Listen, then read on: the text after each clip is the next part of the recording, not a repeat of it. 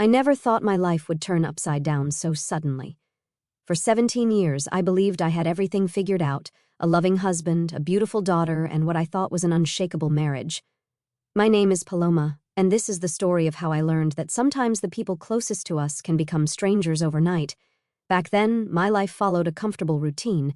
I worked as an accountant at a trading company, crunching numbers and balancing books. It wasn't the most exciting job, but I was good at it, and it helped provide for our family. My husband, Mark, was a sales representative for a large firm, which meant frequent business trips. I'd gotten used to those absences over the years and even looked forward to his returns when I'd cook all his favorite meals. Our daughter, Sarah, was 15, a bright teenager who filled our home with energy. She was the perfect blend of both of us, Mark's charm and my determination.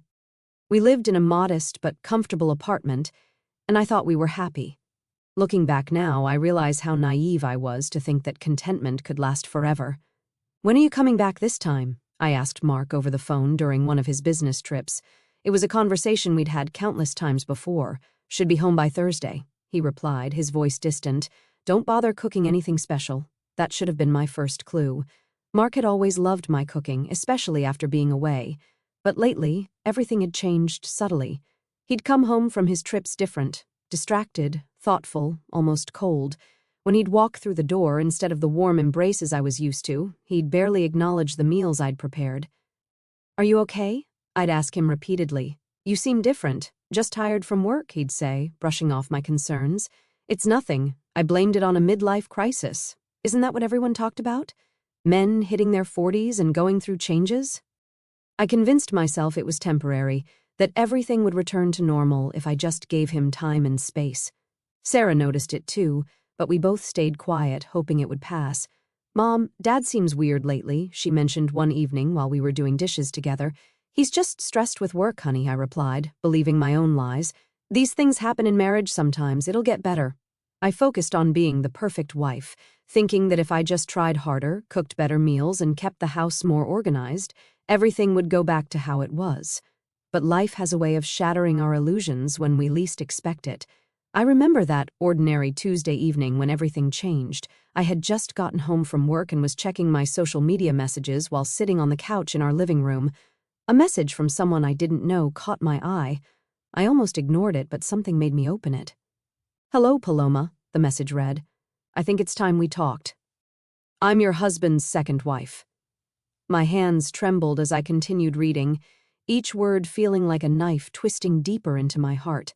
"I've been seeing Mark for 3 years now," the message continued. "We have a beautiful son together, the child he always wanted. I'm young, beautiful, and I make him happy in ways you never could." I felt sick to my stomach, but I couldn't stop reading. Then came the screenshots, dozens of them, messages between my husband and this woman revealing the ugly truth about his feelings for me. "I can't stand looking at her anymore," Mark had written. "She's gotten so fat and ugly. Being in bed with her is like sleeping next to a log." Tears blurred my vision as I scrolled through more messages. "Her cooking makes me want to vomit. The whole house feels suffocating. If it wasn't for Sarah, I would have left years ago." The final message from this woman felt like the ultimate slap in the face. "If you have any pride left, Paloma, you'll let him go. He doesn't love you anymore. He hasn't for a long time." The room started spinning. I remember trying to stand up, but my legs wouldn't support me. The last thing I heard was my phone clattering to the floor before everything went black. I woke up to Sarah's worried face hovering over me. I was lying on the living room floor where I had collapsed. Mom, can you hear me?" Sarah's voice sounded distant. "I'm calling an ambulance." "No, honey, I'm fine," I tried to say, but the words came out slurred. The paramedics came anyway. They checked my vitals while I sat on our living room couch, Sarah clutching my hand. That's when Mark walked in. "What happened?" he asked, and for a moment I saw concern in his eyes. Then he saw my phone on the coffee table, still open to those messages. "Is it true?" I whispered, looking into his eyes. "All of it?" He didn't even try to deny it. His face hardened, and in that moment, I saw the stranger he'd become. "Yes," he said flatly. "I don't love you anymore, Paloma. I haven't for a long time. I want a divorce." Sarah gasped beside me, her grip on my hand tightening.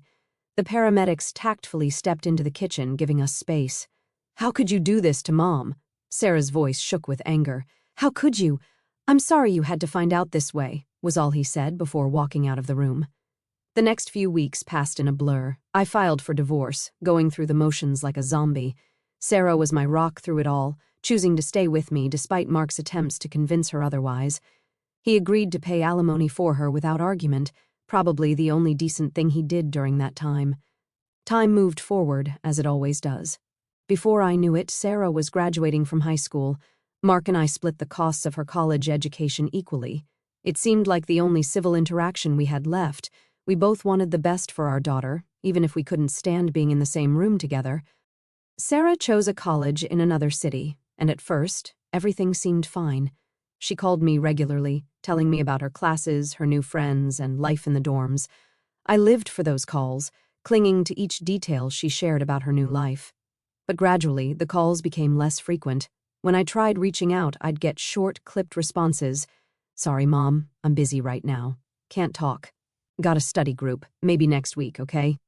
Each excuse felt like a small punch to the gut, but I told myself she was just busy with college life, until she stopped coming home altogether. "Why don't you visit anymore, sweetie?" I'd ask during our increasingly rare phone conversations. "Just swamped with schoolwork, Mom. You know how it is." One evening, feeling particularly lonely, I decided to check her social media page. At first, nothing seemed unusual, just typical college posts about classes and friends. Then I saw it. Among her friends list was a familiar face, Mark's wife, the woman who had destroyed my marriage. My hand shaking, I clicked on her profile. What I saw made my blood run cold. There were dozens of photos of Sarah with Mark, his wife, and their son, happy family photos. "Finally reunited," read one caption. "Complete family time," said another. In every picture, Sarah was beaming, hugging her father and his new wife like they were one big happy family. I felt sick. All those excuses, all those missed visits, she'd been with them the whole time. I took screenshots of the photos and sent them to Sarah with trembling fingers, then called her, my heart pounding. She answered on the third ring. Before I could say anything, she cut me off. "I was wondering when you'd find out," she said, her voice cold and unfamiliar.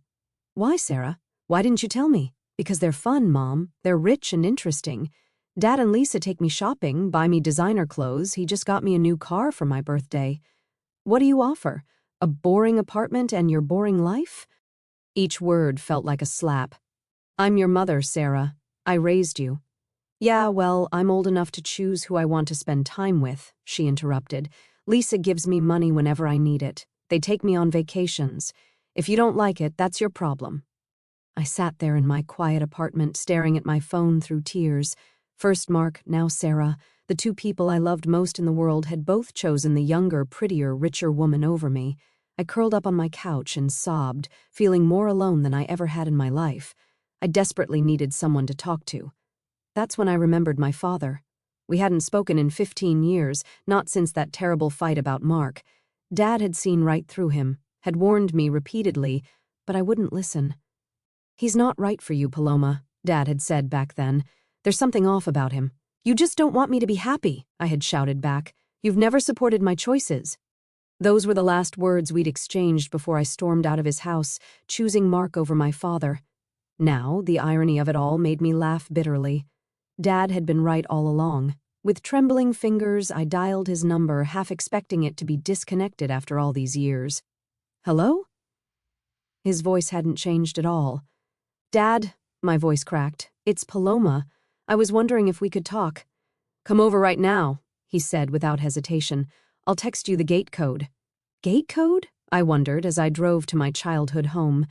But nothing could have prepared me for what I found.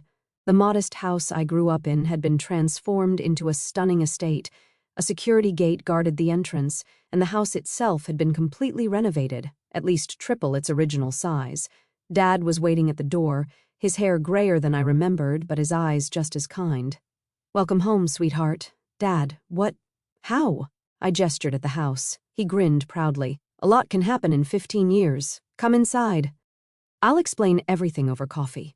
In what used to be our simple kitchen, now a gourmet masterpiece, Dad told me how he'd built a real estate empire from scratch. "I own about 30 properties in the city now," he said casually, "both residential and commercial." Turns out, your old man had a knack for business after all. Then it was my turn. I told him everything about Mark's betrayal, his new wife and son, and finally about Sarah's rejection. By the end, I was sobbing in his arms like a little girl. "I'm so sorry, Dad," I whispered. "You were right about Mark. I should have listened. I forgave you long ago, sweetheart," he said, stroking my hair. "I'm just glad you're home now." After that day, I started visiting Dad regularly. It felt like making up for lost time. We talked about everything, his business, my life, our shared regrets. One evening, as we sat on his terrace overlooking the city, he made an unexpected proposal. "Come work for me," he said. "I need a good accountant for my company, someone I can trust, someone who can learn the business from the ground up." "Dad, I don't know anything about real estate," I protested. "I'll teach you. You're smart, Paloma. You always have been. And maybe," he paused, "maybe it'll help take your mind off everything else." He was right. Learning the real estate business was exactly what I needed. Dad started teaching me everything: property valuation, contract negotiations, market analysis. For the first time in years, I felt truly excited about something. The numbers made sense to me, and the business strategies challenged my mind in ways my old accounting job never had. 3 years passed quickly as I immersed myself in learning the real estate business. I still checked Sarah's social media occasionally. That's how I learned she was graduating from college. There was no invitation for me to attend the ceremony. Instead, I received a brief message, "Don't come to graduation. Lisa says it would make her uncomfortable." The words stung, but they no longer surprised me. My daughter had made her choice clear. She wanted her father's new family, not me. The photos from her graduation showed her beaming between Mark and Lisa, her half-brother perched on Mark's shoulders, the perfect family portrait, complete without me. One evening, Dad invited me over for dinner. Something felt different. He was quieter than usual, more serious. After we finished eating, he led me to his study. "Sit down, sweetheart," he said, lowering himself carefully into his leather chair. "There's something I need to tell you." My heart clenched at his tone. "What is it, Dad?" "I've been sick for a while now," he said quietly. "Cancer. I've been fighting it for 3 years, but—" He shook his head slowly. "The doctors say I don't have much time left." The world seemed to tilt on its axis. "Why didn't you tell me sooner?" "Because I had work to do," he said, smiling sadly. "I needed to prepare you to take over the business. That's why I brought you in when I did. I knew I needed time to teach you everything." I fell to my knees beside his chair, grabbing his hand. "Dad, no." "Hey now," he squeezed my hand. "Don't cry, sweetheart. We got these last 3 years together. We made peace. That's all I wanted. To know you were ready, to know we'd made things right between us. Now I can go peacefully." He was gone 3 months later. I arranged the funeral myself, trying to honor him as best I could through my grief. I sent Sarah a message. "Your grandfather passed away. The funeral is on Saturday. Please come." Her response came quickly and hit like a slap. Why would I care about some old man? Dad says he was nasty anyway. Not interested. I stared at the message in disbelief. The man she was dismissing had been ready to welcome her back into his life, despite her treatment of me. He had asked about her often, kept a photo of her on his desk, and now she couldn't even show basic human respect for his passing. The funeral was beautiful, attended by many of Dad's business associates and friends. Sarah's absence felt like a physical wound, but I stood tall, delivering the eulogy with all the strength I could muster. Afterward came the inheritance, the house I'd grown up in, now a mansion, the company I'd learned to run, all the properties Dad had accumulated over the years. His legacy passed down to me. Everything Mark and Lisa flaunted their wealth with looked small in comparison. But I didn't want the mansion. Instead, I asked my assistant at the company to add it to our rental properties portfolio. I stayed in my apartment. I'd had it renovated exactly how I liked it, and it felt like home. My neighbors had become friends over the years, and the location was perfect for overseeing the business. 2 years passed quietly. The business thrived under my management, though my personal life remained empty of the one person I missed most. Then, out of nowhere, my phone rang with Sarah's number on the screen. "Mom," she said without any greeting, "I'm getting married. We'll come by next week to talk about it. Jake wants to meet you." True to her word, Sarah arrived at my apartment the following week with her fiancé. I watched as she entered, her eyes scanning my living room with barely concealed disdain. "Still the same old place," she muttered, running a finger along my coffee table. "Still living in dullness and poverty, I see. I bit my tongue, focusing instead on Jake, who seemed uncomfortable with her comment. I busied myself preparing coffee and setting out the pastries I'd bought for their visit. "So," I said, trying to keep my voice steady, "tell me about the wedding plans." Sarah straightened up, suddenly animated. "We're planning something spectacular. Only the absolute best venues in the city will do. The ceremony will be in 6 months. That's wonderful. Have you found a place yet?" "We're looking," Jake said politely. "We want something really special." Sarah cleared her throat. "Actually, Mom, that's partly why we're here. Weddings are expensive, you know." "Of course," I nodded. "I'd be happy to help. I can contribute $10,000. Sarah rolled her eyes dramatically. "Well, I guess that's better than nothing. Lisa's already promised to handle my dress and the honeymoon." They didn't stay long after that. As the door closed behind them, I sank onto my couch, thinking about the irony of it all. With the success of Dad's, now my company, I could easily finance 10 such weddings without blinking an eye. But Sarah's attitude, her constant digs about my poverty, her complete lack of interest in my life, it all held me back. "Let's see how this plays out," I murmured to myself. I waited for a wedding invitation, checking my mail every day. Nothing came. Finally, curiosity got the better of me, and I visited Sarah's social media page. There it was, a lengthy post about her perfect wedding venue. My eyes widened as I read the name of the ceremony hall she'd chosen. The Grand Plaza, one of the most prestigious event venues in the city. Also one of my properties. Finally, her post read, "Jake and I found the most amazing venue for our wedding. The Grand Plaza is absolutely perfect, so elegant and exclusive. Just need to sign the rental agreement and everything will be set." I couldn't help but smile. Sarah had no idea that her poor mother owned the very hall she was so excited about. She'd chosen it precisely because it represented everything she thought I couldn't provide: luxury, elegance, wealth. A week after Sarah's visit with Jake, she showed up at my apartment alone. Her expression was cold, practiced. "Mom, I need to tell you something," she said, standing in my living room, not bothering to sit down. "I won't be inviting you to the wedding." I felt my heart crack but kept my face neutral. "Why not? Look around," she gestured dismissively at my apartment. "The wedding will be at this gorgeous hall. Important people will be there. Jake's family, Dad's business associates, Lisa's friends. You—" She looked me up and down. "You're too simple, too poor. You wouldn't fit in." The cruelty of her words took my breath away. "But hey," she added, heading for the door, "you can still send a gift. Money would be best. I'll text you my card details." The door clicked shut behind her. I sat there for a long moment, then picked up my phone and made a call to my office. A week later, I walked into the Grand Plaza's executive office, where Sarah, Jake, and his parents were sitting with my property manager, ready to sign the rental agreement. Sarah was beaming, practically glowing with satisfaction, until she saw me walk in. "Mom?" Her jaw dropped. "What are you doing here?" I smiled, settling into the leather chair behind the desk. The Grand Plaza belongs to me, along with several other luxury venues in the city. In fact, I gestured around us. This entire company that manages these properties is mine. Sarah started stuttering. But how? Where did you get all this? Remember when I told you your grandfather had died? When I invited you to his funeral? I kept my voice level.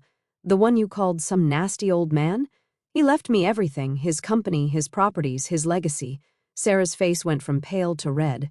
Then, like flipping a switch, her expression changed to one I recognized. The same calculating look she'd worn when choosing between me and Lisa years ago. "Wait, if you own all this, then I'm your only heir. You have to give me the venue for free, and a wedding gift, maybe one of your properties." I couldn't help but laugh. "Actually, I came here personally to deny your rental application." "What?" Sarah jumped to her feet. "You can't do that." "I can, and I am." I stood up, gathering my papers. "I suggest you find another venue." "And Sarah," I paused at the door, "maybe think about whether it's worth destroying relationships with people who truly love you just because they don't seem rich or important enough." "But, Mom!" Sarah's screams followed me down the hallway. "You can't do this to me. I'm your daughter. Mom!" I kept walking, my heels clicking against the marble floor, drowning out her protests. For the first time in years, I felt truly strong. Not because of my wealth or position, but because I'd finally stood up for myself. 3 days after my confrontation with Sarah at the Grand Plaza, a gold-embossed envelope arrived in my mail. Inside was an elaborate wedding invitation, the kind that probably cost more than most people's weekly salary. My phone buzzed with a message almost simultaneously. "Mom, I'm so sorry for everything," Sarah's message read. "I've been horrible to you. I've done a lot of thinking, and I realize now how wrong I was. I'm ready to cut ties with Dad and Lisa completely. We don't need them in our lives. Please come to my wedding. Please give me another chance." I sat on my couch, holding the invitation in one hand and my phone in the other, feeling an odd sense of déjà vu. The words were perfect, the apology seemed heartfelt, but something felt off. Then it hit me. This wasn't really about me at all. When I chose your father and Lisa, I typed back slowly, it was because they seemed to offer something better than what I had with my dad. More money, more excitement, more status. I abandoned someone who truly loved me for superficial things. Sound familiar? I waited, watching the 3 dots appear and disappear several times before her response came through. "That's not fair, Mom. I really want to make things right." But I could see it clearly now. When Mark and Lisa had money and status, Sarah had chosen them. Now that she knew I was wealthy, she was choosing me. The pattern was painfully obvious. I didn't respond to her message. Instead, I placed the wedding invitation in my desk drawer, next to the photo of my father. The wedding date came and went. I spent that day working in my office, looking out over the city my father had built and I now managed. Sarah posted plenty of photos online. She'd found another venue, though not quite as prestigious as the Grand Plaza. She looked beautiful in her white dress, but her smile seemed forced. Sometimes I still check her social media, watching her life unfold from a distance. She doesn't post as many photos with Mark and Lisa anymore. I suppose the shine has worn off that relationship too. Occasionally, she still sends me messages, usually when she needs something, but I've learned to let them sit unanswered. I haven't given up hope for reconciliation. After all, it took me 15 years to understand what I'd done to my father, to truly regret choosing superficial things over real love. My dad waited patiently all those years, ready to welcome me back when I finally understood. Maybe that's my role now, to wait, to be ready if Sarah ever truly understands the difference between loving someone for who they are and loving them for what they can give you. Until then, I'll keep running the company Dad left me, living in my comfortable but modest apartment, and leaving the door open for the day when Sarah might come back, not because I'm rich or poor, but because I'm her mother.